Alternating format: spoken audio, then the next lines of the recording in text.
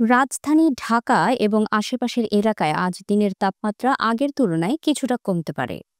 একই সঙ্গে হালকা বৃষ্টির সম্ভাবনা রয়েছে বলে জানিয়েছে আবহাওয়া অধিদপ্তর। আজ বুধবার আবহাওয়া অধিদপ্তরের ঝড় সতর্কীকরণ কেন্দ্র থেকে প্রকাশিত সকাল ৭টা থেকে পরবর্তী ৬ ঘণ্টা ঢাকা ও পার্শ্ববর্তী এলাকার পূর্বাভাসে এসব তথ্য জানানো হয়েছে।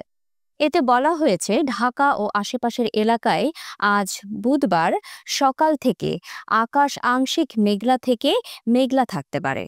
এছাড়া দিনে হালকা বৃষ্টি হওয়ারও সম্ভাবনা রয়েছে। এই সময়ে দক্ষিণ ও দক্ষিণ পূর্ব দিক থেকে ঘন্টায় ১০ থেকে ১৫ কিলোমিটার বেগে বাতাস প্রবাহিত হতে পারে।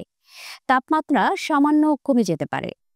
আবহাওয়া অফিস জানায় আজ সকাল ৬টায় ঢাকার তাপমাত্রা ছিল ২৮ ডিগ্রি সেলসিয়াস। বাতাসে আর্দ্রতার পরিমাণ ৮৩%।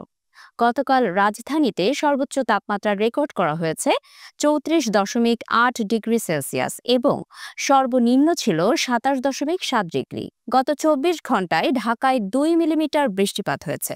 এদিকে আবহাওয়া অধিদপ্তরের সারা দেশের পূর্বাভাস অনুযায়ী আজ সন্ধ্যা ৬টার মধ্যে রংপুর, ময়মনসিংহ ও সিলেট বিভাগের কিছু এলাকায় এবং রাজশাহী, ঢাকা, খুলনা, বরিশাল ও চট্টগ্রাম বিভাগের ২-১ জায়গায় অস্থায়ীভাবে দমকা হাওয়া সহ হালকা থেকে মাঝারি বৃষ্টি বা বজ্রসহ বৃষ্টি হতে পারে। দেশের কিছু অঞ্চলে মাঝারি ধরনের ভারী বৃষ্টিপাতের আশঙ্কাও রয়েছে।